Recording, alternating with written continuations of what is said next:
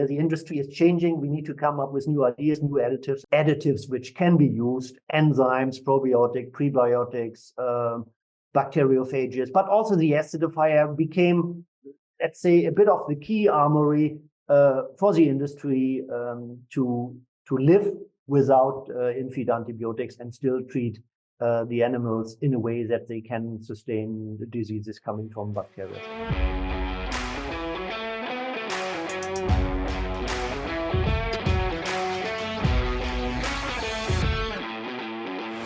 So welcome everybody to today's episode of the Swine Canada podcast. I am Dan Columbus and I am your host for today's episode.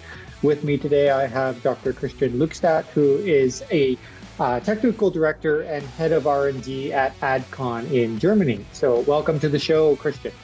Yeah, thanks a lot, Dan, for the introduction. And yes, I'm really pleased to be around here at this podcast. This is something new to me. We've done over the years many interviews at fairs with various companies, but then you stand in front of a booth and they come up with questions, and it's once in a while a bit easier. But nevertheless, this is a new format for me, but it seems to be rather interesting. We're pleased to have you. I guess I will just say, because people might not be familiar with you or even with ADDCON, just give you the opportunity to introduce yourself and a little bit of your story, and maybe, get a little bit into the company and what you guys do. That's a good idea. Well, as said, my name is Christian. I'm born and raised in Germany, did my undergrad over here, did my PhD over here in the field of animal nutrition. And while doing this at universities of Berlin and Stuttgart, once in a while you came across using pH electrodes to measure stomach pH of various animals. So with that, I came already in touch with at least the monogastric digestion, which is based on hydrochloric acid in the stomach already during undergrad and my PhD. And so it was pretty by coincidence that after my PhD back in 2004, I got requested by an Austrian company which wanted to do more work on the use of acidifiers in animal nutrition. And this was within that years really of major concern. We are as researchers, as well as also the company based in Europe, were forced more or less in 1999 to come up with new solutions to feed animals on a rather healthy way. In 1999, there was a ban on the in-feed antibiotics back in Europe. We had a transition period until 2006. And so within those 5, 6, 7 years, more and more researchers were hired by the industry to look into the subject of we need to do something here. The industry is changing. We need to come up with new ideas, new additives, etc. And among the many cited additives which can be used, enzymes, probiotic, prebiotics, bacteriophages, but also the acidifier became, let's say, a bit of the key armory for the industry to live without in-feed antibiotics and still treat the animals in a way that they can sustain the diseases coming from bacteria, etc. So it was not the heydays, but at least industry invested into research. And with that, I started my career at that Austrian company, which was more like a broad supplier of feed additives. Acidifier was simply a part of that. And then a few years later, I really focused with ADDCON on only the usage of acidifier, because ADDCON was founded as a company to supply solutions based on acidifiers that can go into the ensiling agents, in the preservation of raw materials that might be corn or wheat if it's harvested at a high moisture content, and then you are able to store wheat. Well, in Canada, the same as in Europe, we have only one harvest. And so you need to live with that material for 12 months until you have the next harvest. And there's methods, you can either dry it or store it under anaerobe conditions, or you can use an acid treatment and then the material is safe. But me coming more from the monogastric side, which I did during my study times, focus more on the usage of acidifier as an in-feed application to either aquaculture, poultry, but also certainly to pigs. And we have to say that in pigs, the usage of acidifier dates back until, I think I've done a couple of reviews on it. We published a couple, or I edited a couple of books in the field of acidification or usage of acidifier. And the oldest citation I could find on the usage of acidifier in pigs stems from 1965 from a guy called Cole in the UK. So we have now experience for more than almost 60 years now on the usage of acidifier. And I'm pretty sure it's the same in Canada as it's in Europe and in some parts in Asia, that the usage of an acidifier, especially after weaning, is more or less standard. You will hardly find a diet which has no acidifier in there, either for the sake of just reducing the pH in order that the piglet can overcome the inability to produce enough hydrochloric acid just after weaning, and or if you have issues with E. coli or salmonella, etc. So yes, there acidifiers are used, and this is where I literally built my career after the education at university level in it. So I have now experience for around 20 odd years when talking to customers globally, and we have global customers which stretches from Canada to Australia to Chile to Japan. So we're really covering the globe. And when I'm discussing the usage of acidifier with them, I think I made myself a certain name on it, and ADDCON with several key products based on the diformate concept, where ADDCON is currently the only producer of it, has a good reputation, and we gain a lot of trust and also quite a good number of data in there. And maybe I highlight just one over here.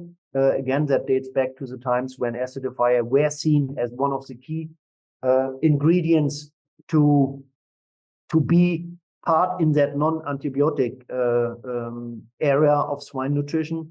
The potassium diformate version, which we produced and which was patented, was the first registered non-antibiotic growth promoter in Europe. So that shows already the ability which such a substance is having on the market when it comes to feeding animals without antibiotics. The substance had rather quickly also registered with CFIA in Canada.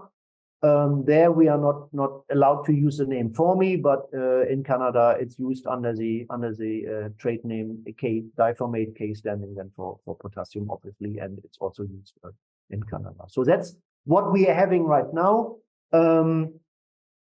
With more and more countries investing into ideas of either reducing the amount of antibiotics or banning, or just by pure consumer demand, saying, okay, several trade names of fast food chains saying, okay, we supply meat without growth hormones, without antibiotics. And then even if the country does not ban the use of antibiotics, of in-feed antibiotics, more or less the industry is driven towards the way in using less and less. So that's that's where we are right now.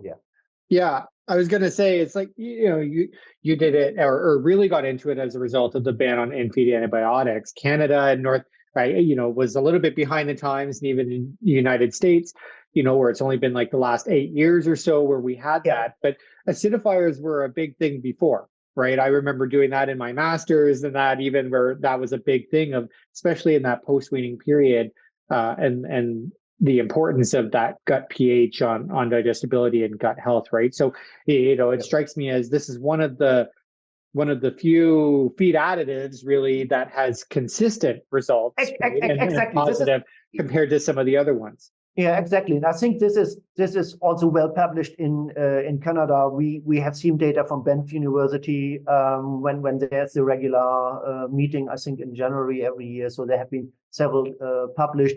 for sure, we got only the Canadian registration because we could demonstrate on Canadian data that we are able to influence gut pH and have an impact against bacteria, etc. So yes, based on that, this is also available in North America now. We're working, for instance, with the Kansas State University. Professor Mike Tokish has tested the concept of diformates in nursery pigs as well as in growers.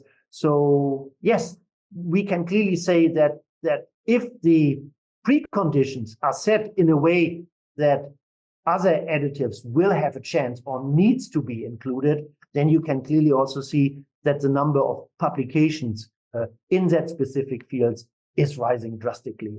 This is now maybe not directly involved in on the swine, but I can say that I was one of the first ones who did ever a review on the usage of acidifier in aquaculture diets. And when I did this back in 27, 28, I found maybe around 50 publications. A couple of years ago, some researchers from Southeast Asia did it again, and they listed, I think they stopped at 200 plus. So you can clearly see the usage of acidifier, which is published in peer-reviewed publications and journals, has risen drastically, and not any longer only in Europe, but clearly also in the Americas as well as in Asia. And yes, it might have been, as you said, Europe pioneered the usage of acidifier. Yes, we pioneered and no one can take it away from us.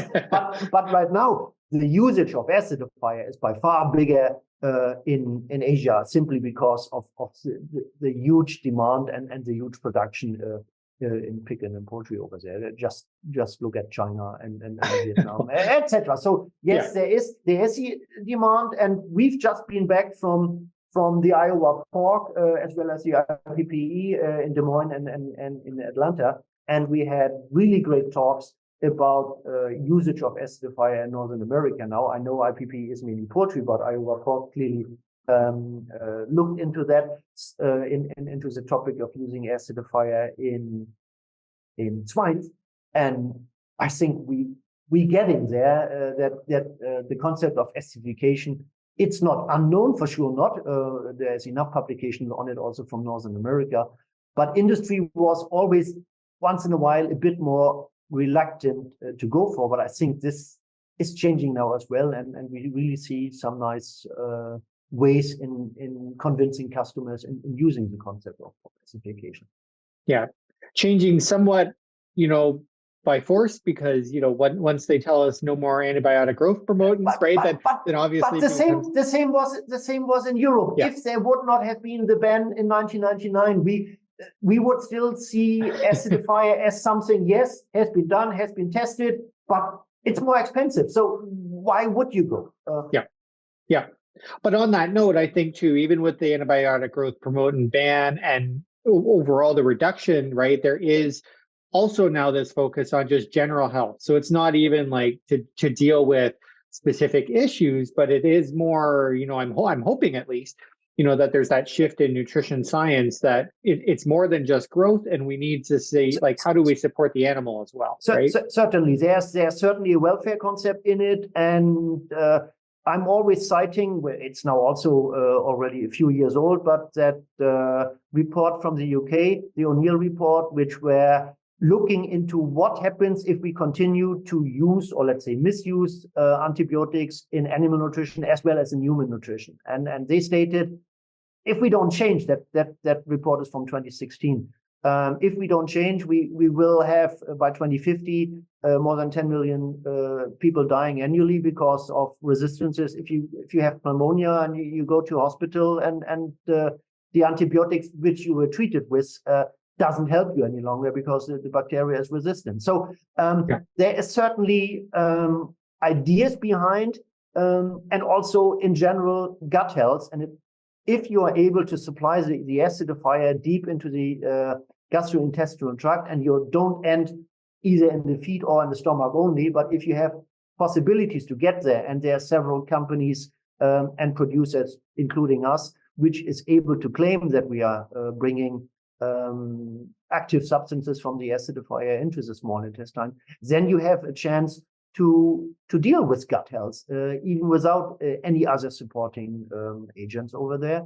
And in the end, gut health will be the overriding point when it comes to performance, health, and welfare of the animals. Because in the end, the more we learn about it, gut-brain axis, the microbiome, etc., shows the need for it. And we might need to also look into the concept there that least cost formulation might be the wrong approach there, because to keep the gut healthy, you need to supply a certain amount of energy and a certain amount of protein in order to feed them. So to scratch everything down to the bare minimum and just say, okay, this is where the animal can exist, might be wrong. So maybe investing a few more dollars will in the end bring the better performance, and certainly will be the payback from the end customer, because welfare gets more and more important, and people at a certain time will also be willing to pay for that. Right now, if you ask someone at a supermarket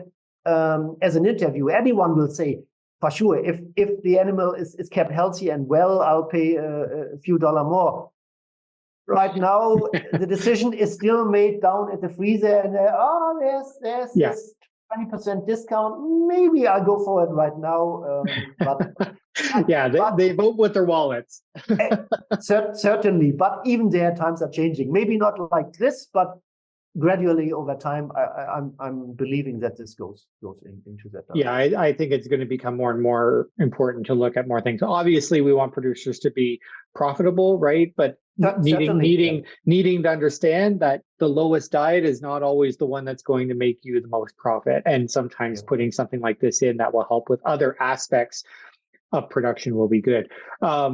Now, you mentioned one of your products. So before we get into maybe recommendations or how to implement, I give you the opportunity or ask, some of the other products that you have. Is there like different situations, or what is, do they all kind of target a different aspect of, say, gut acidity or gut health?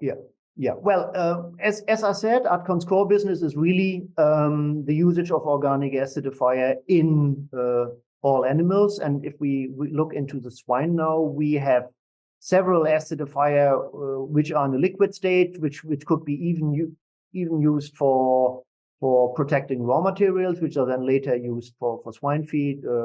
I'm thinking there about canola cake, which is defatted and has a high protein content. It needs to be protected against potential salmonella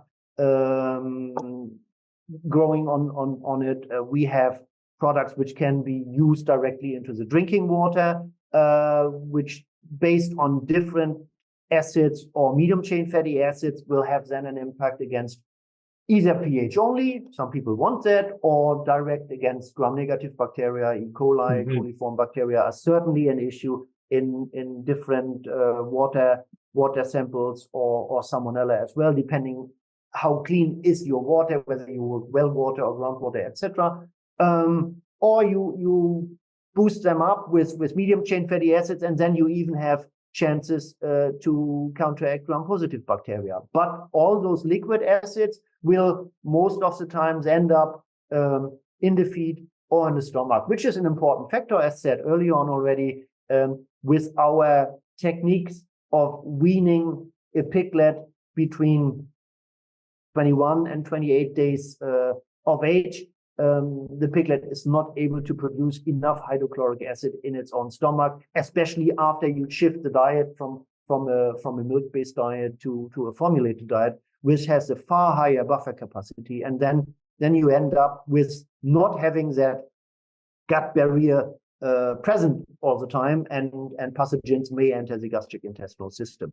And for that, we have that diformate concept. In the US, we're using Formi NDF. In Canada, we would use the product called Formi. Due to us not being able to use the brand name, we call it K-diformate over there. So based on that, there's several concepts available. And if I go into the, let's say, most successful concept there, the usage of the diformates, we are able to use this in sows, as well as in piglets, as well as in fatteners. And in Europe, we have the chance it's registered there as a zootechnical additive. So as I said earlier on, it has enough data to prove that it improves performance, and not like many of the other acids, which are merely preservatives. So there, we have the chance of using this concept in the lactation diet of sows.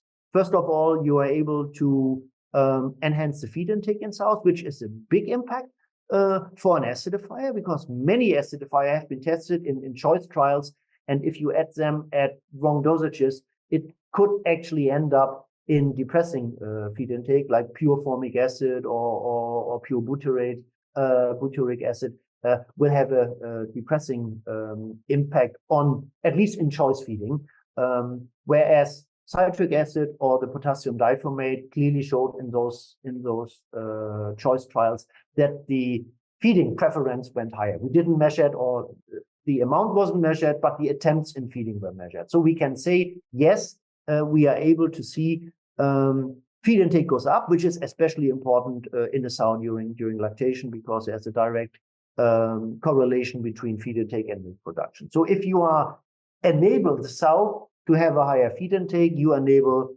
her to produce more milk, which in the end will lead to more stable piglets and to a higher litter weight at weaning. So this is what we see first on the sow, and secondly, we are able to prove that by using the acidifier, we also provide gut health, and no farmer will allow you to sacrifice a sow for the sake of checking whether the microvilli in the jejunum or duodenum are okay. But there's another way around it. With a sow, you can easily check the feces, because it's literally like a clock. When you start feeding, you know exactly at what time the first feces are appearing. If you collect them, freeze them, and send them direct to the lab, we have been able to demonstrate that by using the concept of diformates in sows, we can reduce the number of coliforms by between 90 and 95%. So this is something pretty big. And a piglet, which is roaming around the sow, is then for sure less expected to pick up those bacteria there, and would have a healthier start into it. Then I don't think I have to say too much about the usage of acidifiers in the piglets.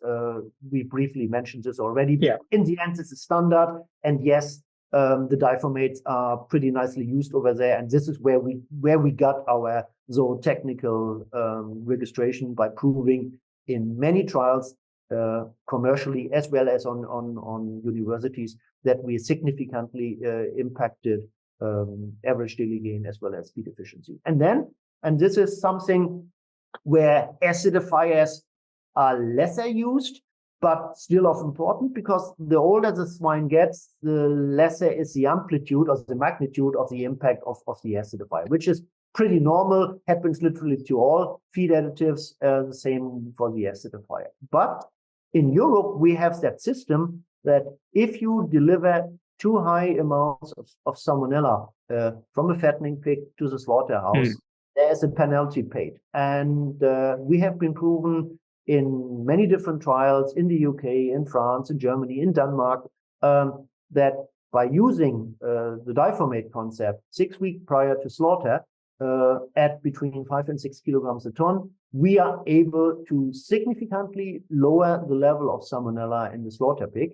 And in Europe, we have that green, yellow, red line, and red would be more than 40% positive samples. And then there's a penalty on this one, which is currently, I think, 2 cents per kilogram. So it makes it financial interesting to use acidifier at the end of the slaughter period, or at the end of the fattening period until slaughter, in order to provide a more cleaner and safer pork meat at the slaughterhouse. So this is the concept where we are using the acidifier. So in the end, throughout the whole production cycle of swine, from sows to suckling piglets, to the ones after weaning, and then towards fatness. Yeah. So I know with based on all of this, the question is then going to be, how do I use this? Right? Because I get that one all the time whenever I talk about any additives, especially acidifiers. I know the answer is not an easy one. So I think maybe we'll go into, maybe some recommendations, or maybe more so considerations that need to be, taken into account when looking to incorporate acidifiers into their production. Yeah, that's certainly correct. Well, if you use liquid acidifiers, let's say formic acid, known as one of the strongest acids, you can't really call it a chain because it's just one carbon atom. However, it's one of the strongest when it comes to fighting bacteria. It's certainly the strongest organic acid when it comes to lowering the pH. However, many good points, but it's a corrosive material. It's volatile, so if you use that one in pelleting diets, during pelleting, you can expect losses between around 15%, which will just steam out and then will be in the atmosphere, and for sure that steam is corrosive. Therefore, acid salts like the diformates are the way forward. They are easier applicable, they are safer to use, they are non-corrosive, they can be handled. Nevertheless, all organic acids, either in salt form or free, are hygroscopic. So they tend to, the solid versions, they tend to attract water, and therefore you need to look into ways to keep them stable over time, that they will be free-flowing. This was for us a challenge when we started using our diformates in Latin America or in Southeast Asia. We needed to come up with some solutions that they are also stable under that tropical condition. So for Canada, there is no issue at all, but we have been adding some free-flow enhancers into the products that we can guarantee a shelf life between 18 and 24 months. So the potassium diformate used in Canada has currently or can have a shelf life of 24 months. So for that is safe. The other point is acids are reactive, and acids can react with some minerals. So therefore, the direct advice is use the product into the final compound feed and don't use it in premixes, because acids can react, for instance, with carbonates or with sulfates, and those compounds you often have in premixes. Nevertheless, we know that premixes is a pretty big part of the industry, and we have been coming up with solutions for them as well. So we are also able to supply the diformate concept in a premix stable form, which comes to the expense of active ingredients, because we needed to add a material into there that makes the reactivity with the direct minerals less, so that they are stable in the minerals. However, we found that the product more or less works the same way, because by adding a different, it's a diatomaceous earth, by adding this onto the production process when the diformate is produced, we somehow see that the acid material is reaching at a higher rate the intestine, being protected or carried into the intestine with the additional substance. So even if we had to sacrifice a few active ingredients, we see that the same dosage can be applied on the premix stable diformate system as well. So yeah, I grant your point that it is a question which can't be either with a yes or no. There are ways around it, and usually if questions are arising and customers are coming and can you do something in this regard, then it takes a while and our R&D team comes up with a solution. So as of now, knock on wood, we have been able to demonstrate that when the question came, can this be used, is it silo stable, or can that be used in a dosing cell, etc., then yes, some of our products are not capable in doing it, but we found solutions to do so. Yeah. No, so great information. But obviously, if somebody wants to do this, they can always talk to you, right? And Exactly. figure out how to do it. Communication channels are always open Yeah. with our distributor protector in Canada. As said, we are easy guys to talk to. We are known to have to work through literally all time zones of this world. So at a certain time point, you will get some answer. That's for sure. There you go. Sure. Just a little bit of patience. Yeah. Yeah. I don't have a timer. I think we're coming close to the end of what the time we generally put for these episodes. So, before we get to our final 3 questions, I'll just ask, for a take-home message that you want the listeners to get from today's episode. Well, I would like them to understand that if we now talk about the North American market, that yes, the concept of acidification is really trustworthy.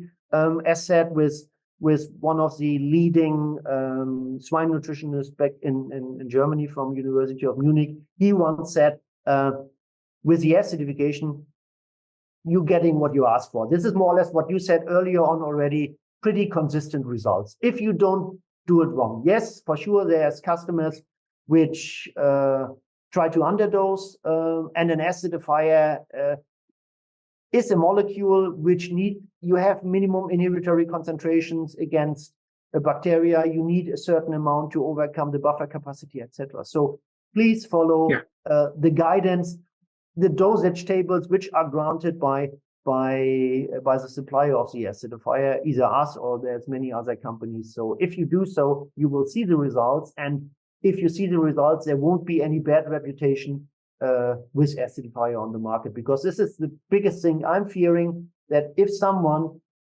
is using an acidifier not up to standard, the only thing what clicks in their head or what sticks with them is, I've tested, it didn't work, and those news spread. And so based on that, I would really like that regardless who is the supplier of the product, it should be used at a certain level, and then you will see the result.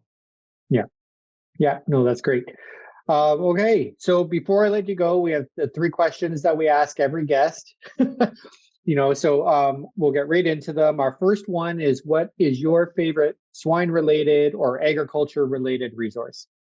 Well, we've mentioned many times already level of bacteria, etc. So in the end, I need guidance of what is expected currently. And so I'm a massive fan, and I'm waiting every year that it comes out. The EFSA, European Food Safety Authority, published an annual zoonosis report where it leads to, we have to fear this year Campylobacter, Salmonella, E. coli, etc. And so you really see then which member state of the EU have currently an issue with what, and then we can streamline our efforts in saying, this is Belgium, they just had a recall on Salmonella, maybe there's an idea to go into that market, etc. So this is what I'm really looking for every year. I'm pretty sure in North America, CDC is publishing something similarly, so that would be something what would be nice to have for the North American market as well. Yeah, I'm pretty sure all countries probably do something similar to that, to be like, what's coming up, right? So I'm sure. It's time for our famous 3. Swine Veterinary Partners offers a full range of animal health and production services to Canadian pork producers. We approach health management through personalized solution with concern for profitability while taking into account performance and the well-being of your animals. So our next question then is, what is your favorite book or resource outside of swine? And you can have free reign on answering this one. It could be anything.